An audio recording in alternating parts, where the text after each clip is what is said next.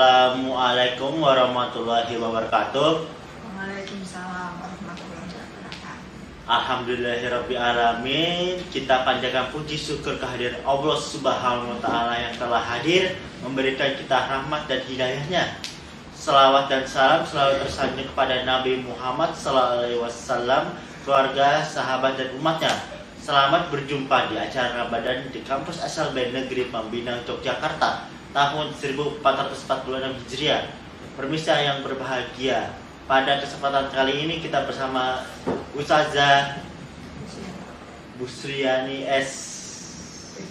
SPD. Assalamualaikum Ustazah, apa kabar? Alhamdulillah, baik, sehat walafiat. Permisa, sebelum kita berbincang lebih dalam, kita buka dengan bacaan basmalah. Bismillahirrahmanirrahim. Permisa, sebelum kita saksikan tayangan berikut ini.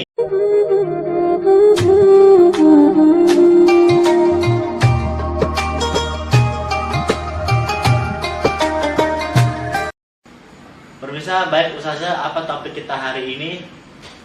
Terima kasih Mas Satrio yang soleh. Ya. Baik, pemirsa sekalian, pada kesempatan ini kita akan berbincang-bincang tentang keberkahan sahur. Nah, tepat sekali ya, kita sebentar lagi mau menyongsong bulan Ramadan. Mungkin beberapa ustazah yang lain sudah memberikan materi tentang puasa berbuka ya. Kesempatan ini kita akan berbincang-bincang tentang keberkahan sahur. Ya. Baik, ketika kita bulan Ramadan, biasanya kita mendengar nih sahur ya, dibangunkan. Nah, itu bentuk dari keutamaan sahur. Artinya semua handai tolang teman-teman di sekitar kita itu membangunkan kita untuk sahur. Nah, dari sahur itu ada beberapa keberkahan ya. Di antaranya adalah keberkahan kasih sayang, membangun kasih sayang, yaitu ketika kita sahur itu momen yang tepat berkumpul dengan satu keluarga.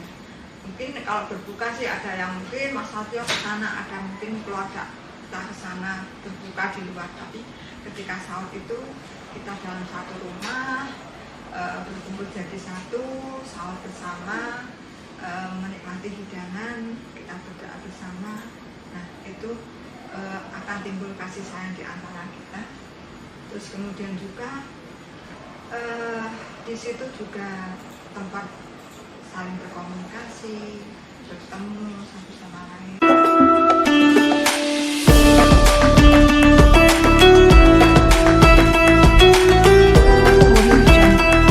Kemudian hikmah yang lain atau keberkahan yang lain itu memotivasi kita atau membuat kita itu lebih giat dalam beraktivitas keseharian.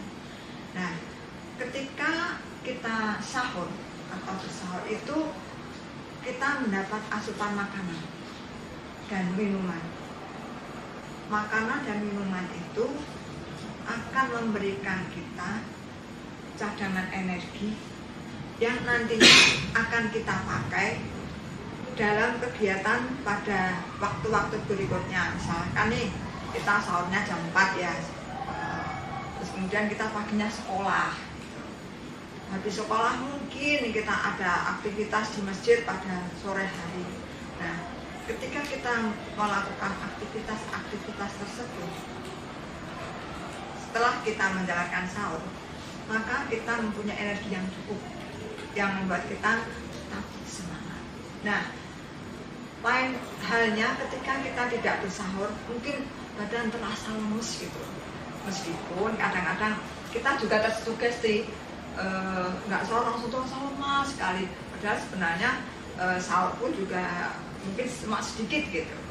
Tapi itu bagaimanapun sahur itu adalah makanan yang kita makan itu menjadikan cadangan energi untuk aktivitas sehari-hari. Nah, kemudian ada lagi Mas Satrio. Yang ketiga itu mendorong seseorang atau mendorong kita untuk dapat mendekatkan diri kepada Allah, mendorong beramal soleh, serta membuat kita bersedekah. Nah, seperti ini misalkan dari sebuah hadis, ya, sebuah hadis as-sahuru barokah yang diriwayatkan oleh Abu Putri, ya, itu sahur itu barokah dan janganlah kamu meninggalkannya walaupun hanya dengan seteguk air, karena Allah akan membacakan sholawat untuk orang-orang yang bersahur. Nah, dari situ kita akan merasa bahwa itu suatu anjuran yang benar-benar kalau bisa kita laksanakan. Nah, selain itu, baik pemirsa, sebelum kita akan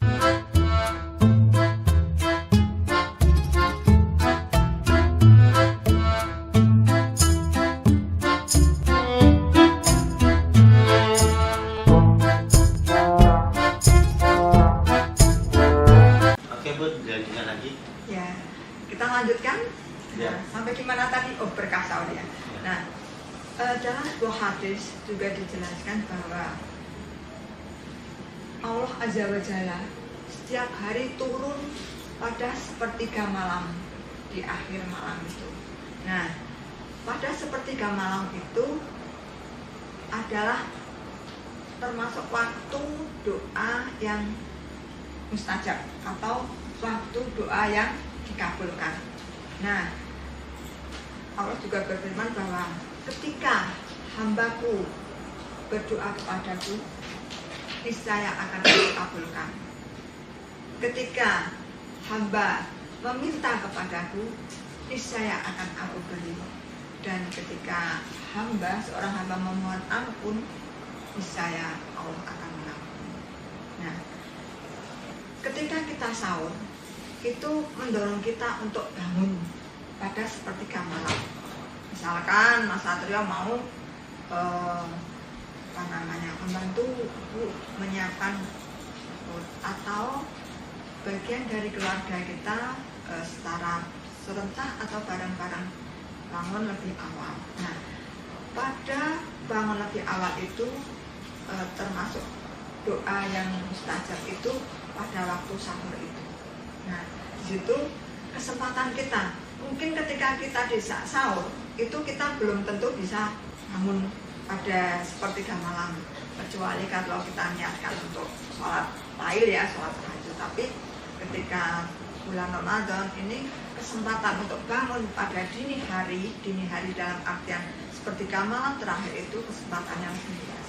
Nah, itu membuat kita berpeluang tinggi, ya, berpeluang tinggi untuk memohon kepada Allah Subhanahu.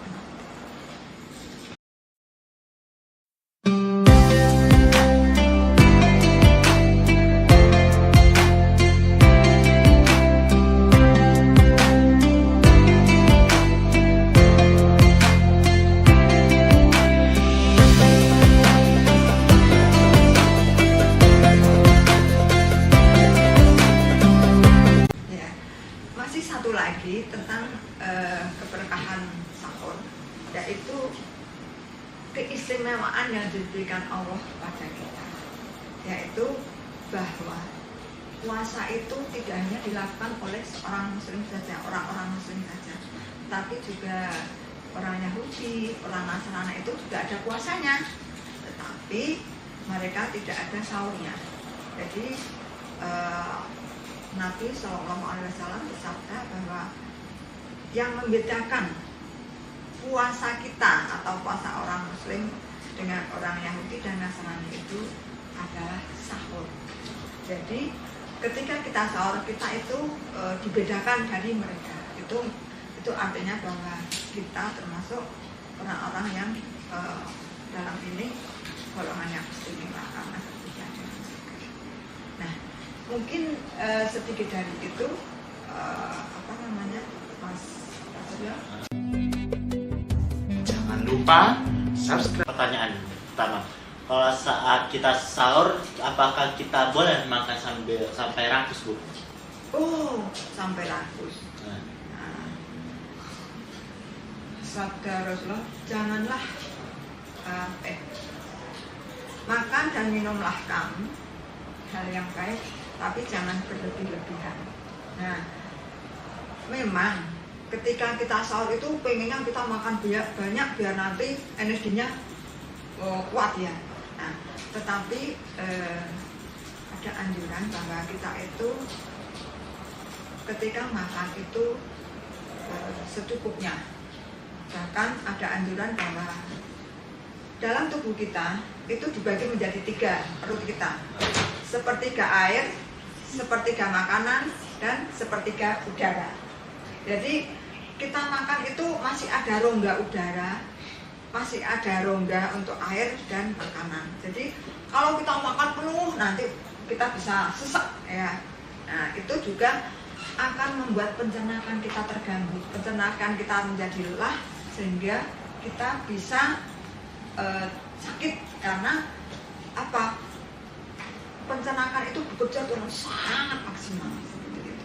Jadi makanya dianjurkan kita makan dan minum itu secukupnya.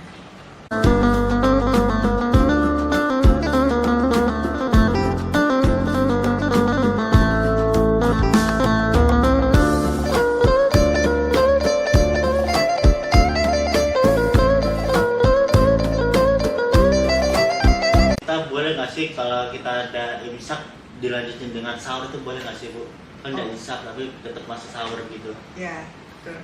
Memang kalau waktu sahur pada zaman Rasulullah itu adalah membaca ayat kira-kira 50 ayat sebelum masuk subuh. Nah, tetapi untuk zaman sekarang biasanya ada suatu tanda yaitu imsak. Nah, imsak itu bukan berarti kita harus berhenti. Namun demikian di kalangan masyarakat luas itu ada yang memahami yang berbeda-beda. Tentu saja kita juga menghormati. Ada sebagian yang ketika imsak itu sudah harus berhenti, sudah selesai. Kalau tidak dihabiskan itu mubazir. Nah, imsak itu adalah suatu pertanda, tanda bahwa akan satu masuk masa yaitu fajar. Jadi kita harus sesegera mungkin menghabiskan. Ya. Jangan lupa subscribe, like, and comment. Terima kasih. Jangan lupa subscribe, like, and comment. Terima kasih. Baik, saya ada pertanyaan terakhir, Bu, yaitu pertanyaan ketiga. Kenapa kita tuh kalau sahur tuh jam 3 atau jam setengah 2 harus laksanakan sahur, Bu? Iya, karena ini anjuran.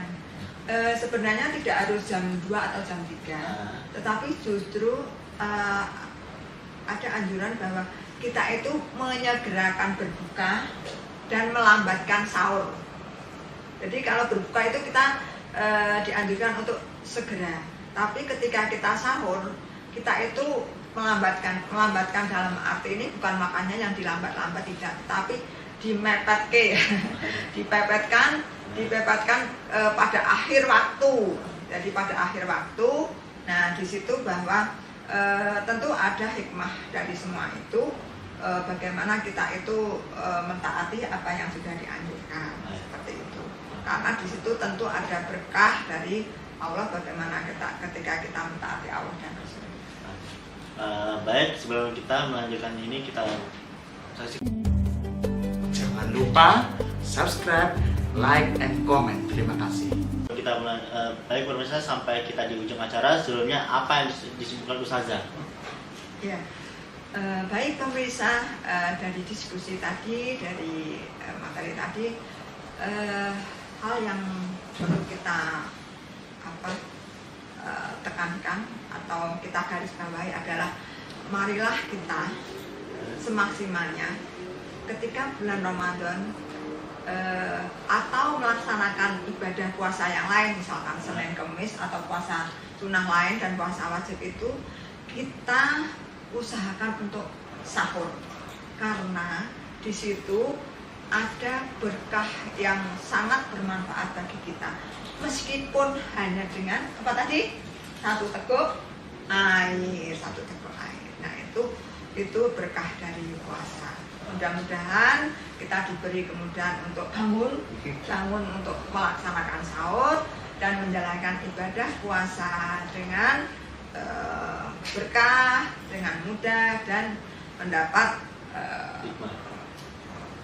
ketakwaan. Buah puasa itu ketakwaan. Oke, pemirsa, waktu jua yang membatasi kita, semoga bermanfaat. Sampai jumpa dan kita akhiri dengan bacaan hamdalah. Alhamdulillahirobbilalamin. Jangan lupa like, comment, dan subscribe di TK Jogja Official. Dan sampai jumpa. Wassalamualaikum warahmatullahi wabarakatuh.